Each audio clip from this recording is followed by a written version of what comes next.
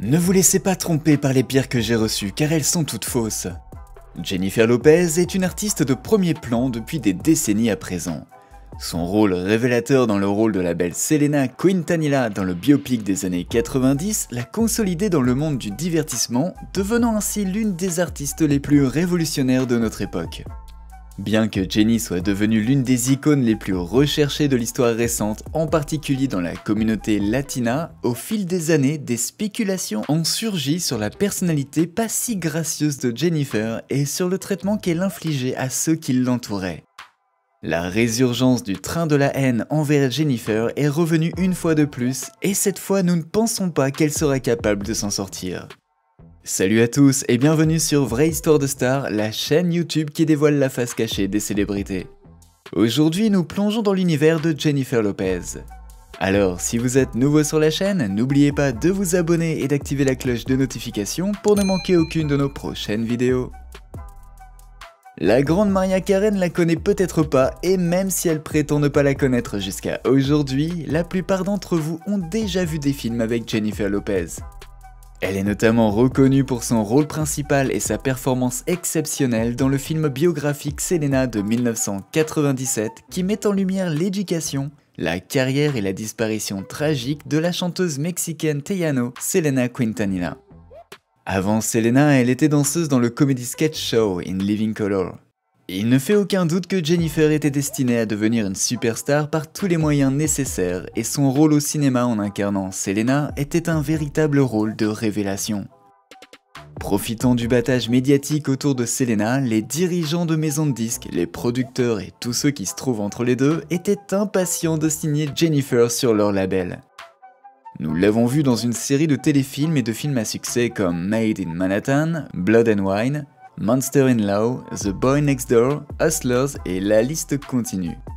Mais nous ne sommes pas ici pour parler de ces films, nous allons parler d'un film en particulier, son nouveau film This Is Me Now. This Is Me Now est un film musical qui met en vedette un groupe de célébrités aléatoires jouant le soi-disant conseil du zodiaque de Jennifer qui est chargé de la guider tout au long de son parcours de guérison. Elle parle de ses relations, d'elle-même et d'elle-même encore d'une manière fantaisiste. Sorti il y a quelques mois à peine, This Is Me Now est un projet en 3 parties qui examine la vie de Jennifer en tant que romantique en série qui coïncide avec son album du même nom qui est également sorti plus tôt cette année. Cette sortie aux airs de fantasy a immédiatement déclenché des rumeurs selon lesquelles elle essayait de faire comme Beyoncé, ou même comme Mariah Carey pendant l'ère des paillettes de glitter. Et comme les paillettes de Mariah, Jennifer a reçu une vague de haine pour avoir même pensé à un tel concept.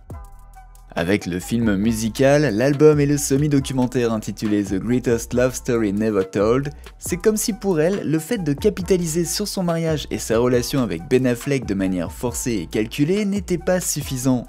Ce qui a vraiment fait réagir les gens, c'est le fait qu'elle ait dépensé des millions de dollars de son propre argent pour financer tous ses projets. 20 millions de dollars. L'approche mécanique consistant à montrer son amour pour son mari Ben Affleck n'a pas plu aux téléspectateurs et aux fans. On pouvait lire ce type de commentaires. Jennifer, qu'essayes-tu de prouver au monde entier? Cela donne beaucoup de force, je parie qu'elle essaie de se convaincre que Ben l'aime. Jennifer, je t'assure qu'on s'en fout royalement de tout ça. Une partie du documentaire est maintenant devenue virale sur internet. On la voit assise dans une sorte de décor de salle de sport. Les cheveux en bataille, habillée de manière décontractée, elle détaille l'époque où elle avait 16 ans et grandissait dans le Bronx en faisant le lien avec la façon dont ses cheveux étaient en bataille à ce moment-là et comment cela lui rappelait ses temps plus simples. Maintenant, aussi innocente et vulnérable que cela puisse paraître de l'extérieur, les personnes qui ont réellement travaillé dans les coulisses du documentaire se sont exprimées sur l'application préférée de tous, TikTok, afin de partager ce que c'était vraiment que de travailler avec Jennifer. Une personne en particulier a partagé le fait que cette scène spécifique a été enregistrée plus de 12 fois, ce qui enlève un peu de magie à la séquence. Encore une fois, Jenny Girl, qui essaies-tu de tromper? Les clips viraux ont poussé d'autres personnes qui ont grandi avec la native du Bronx à sortir et à partager leurs histoires des moments passés avec Jennifer Lopez. L'un de ces témoignages provenait d'une camarade de classe déclarant qu'elle ne courait pas dans tous les sens dans le Bronx comme elle l'avait prétendu. Cependant, tout cela pourrait évidemment être des rumeurs, et qui peut dire que cette soi-disant ancienne camarade de classe était suffisamment proche de Jennifer pour la connaître à ce point? Toute cette débâcle autour du film musical et documentaire motive tous les haters qui remettent en question le talent de Jennifer Lopez à sortir du bois, déclenchant ainsi un tout autre débat qui n'était même pas là au départ. Malgré ses efforts pour être la reine latina à laquelle on peut s'identifier, Jennifer Lopez est apparemment très impolie envers les gens et le personnel. L'image qu'on a d'elle est celle d'une reine des glaces. Alors, aurait-elle une glacière à la place de son cœur? Il y a quelques années à peine, des fans se sont ennuyés au point de partager leur rencontre avec Jennifer, l'un d'eux affirmant qu'elle avait en fait une sortie personnalisée. Des années plus tard, de plus en plus de personnes viennent partager leurs propres expériences avec la star de Jenny from the Block. L'une d'elles prétend que Jenny l'a littéralement insultée alors qu'elle travaillait et que Jennifer essayait de trouver des pointures de chaussures pour ses jumeaux. Une de ses femmes de chambre a déclaré que lorsque la manucure de Jennifer est venue lui rendre visite, elle a dû faire une pédicure à Jennifer à l'envers parce que Jennifer refusait de se retourner ou de se mettre sur le dos. Des influenceurs populaires ont également partagé leurs expériences avec Jennifer. L'une d'elles a par exemple déclaré qu'elle s'était une fois tenue du côté de Jennifer lors d'un événement et qu'à la fin de la séance photo, Jennifer s'est tournée vers elle en lui disant de ne pas la toucher. Un autre fan a également partagé le fait qu'il ne servirait plus jamais de café à Miss Lopez. Une autre histoire raconte l'époque où Jen auditionnait des danseurs de renfort pour sa prochaine tournée et a rejeté tous ceux qui prétendaient être vierges lorsque la question leur a été posée. Une autre personne sur TikTok a raconté comment son père, qui travaille pour une entreprise de transport, a refusé de conduire Jennifer en raison des rumeurs persistantes selon lesquelles Jennifer serait très impolie envers ses chauffeurs. La rumeur dit que même dans la rue, personne n'a le droit de la regarder dans les yeux, même si c'est pour vérifier dans son rétroviseur. Elle le prendrait comme s'ils essayaient de l'épier et commencerait à les réprimander. Et ne laissez surtout pas ses bagages toucher le sol, car si c'est le cas, elle fera tout son possible pour vous faire virer. Une stagiaire non rémunérée travaillant dans un institut de mode à New York explique que l'assistante de Jennifer est entrée dans la pièce et lui a dit, ainsi qu'à quelques autres filles, de rester dans une petite pièce pendant plus d'une heure parce que Jennifer ne voulait pas qu'elle la regarde. Même son hôtesse de l'air a déclaré que Jennifer avait refusé de la regarder et ne l'avait même pas directement saluée lorsque l'hôtesse lui a demandé si elle voulait un verre. Jennifer aurait simplement regardé son assistante et lui aurait dit de dire à l'hôtesse de l'air ce qu'elle voulait. Si vous ne faites pas partie de son cercle intime, alors ne comptez pas sur elle pour qu'elle vous adresse la parole. Même ses choristes ne sont pas épargnés.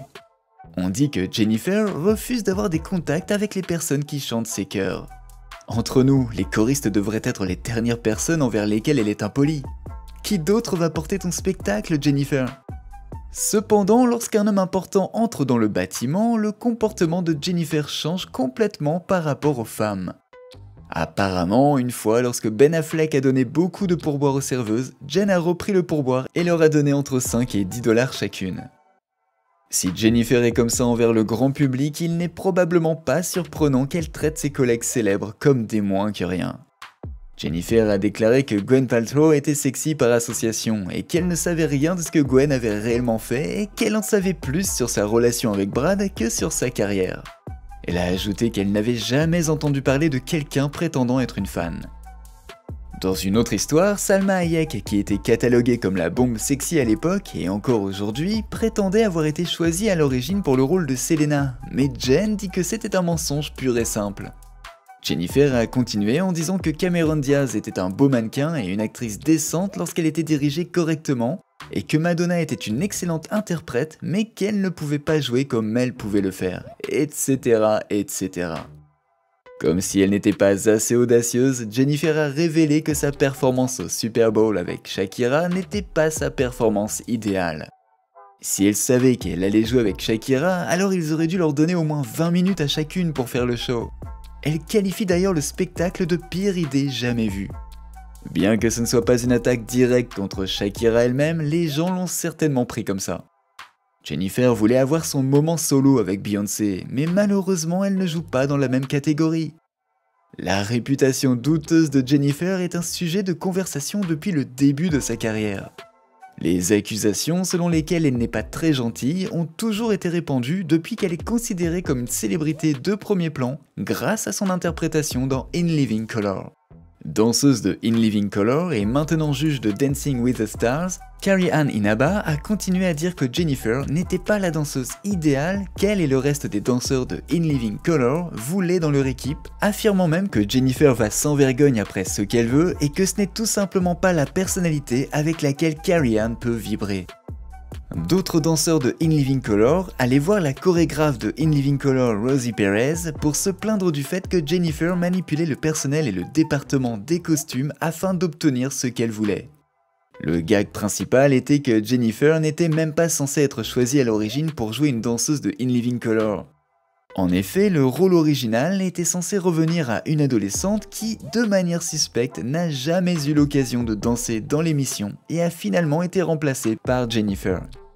On se demande d'ailleurs si Jennifer a fait des pieds et des mains pour convaincre les producteurs ou quelqu'un de puissant de l'embaucher à la place de l'autre fille.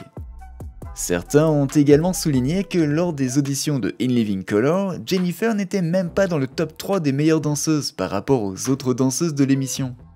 Par exemple, dans les chorégraphies de groupe, Jennifer était évidemment beaucoup plus rigide et robotique que les autres filles. Tout cela laisse perplexe. Ce n'est un secret pour personne que la carrière de Jennifer a été fortement modifiée et sévèrement calculée par elle et sa persévérance seule. Je ne dis pas que c'est une mauvaise chose, mais soyons honnêtes, elle ne serait pas dans la position dans laquelle elle se trouve aujourd'hui si elle n'avait pas fait tout ça. Des cœurs volés au fait de ne pas chanter du tout sur ses propres morceaux, certains disent même que Jennifer Lopez n'est rien de plus qu'une plante artificielle créée par Didi et Tommy Mottola de Sony Records, alias l'ex-mari insignifiant de Maria, qui a intentionnellement poussé Jennifer à rivaliser et à saboter la carrière de Mariah Carey. Si vous souhaitez en savoir plus sur cette situation, vous pouvez lire le livre de Mariah Carey dont nous avons déjà parlé dans une autre vidéo. Vous pourrez la retrouver sur la chaîne Vraie Histoire de Star. Au moins à présent, nous savons pourquoi Mariah Carey ne souhaite pas connaître l'existence de Jennifer Lopez. En tout cas, jusqu'à ce jour. Et évidemment, nous ne pouvons pas confirmer si toutes ces allégations sont vraies à 100%, et peut-être que certaines ne sont que des rumeurs.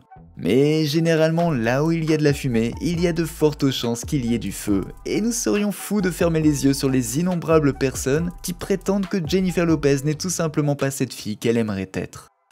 Et vous, que pensez-vous de cette vague de témoignages haineux contre Jennifer Lopez? N'oubliez pas de laisser des commentaires pour partager avec nous votre avis et opinion sur toute cette histoire et peut-être nous apporter des idées neuves sur tout ça. N'oubliez pas de cliquer sur le bouton d'abonnement pour rester à jour sur toutes nos vidéos. À bientôt!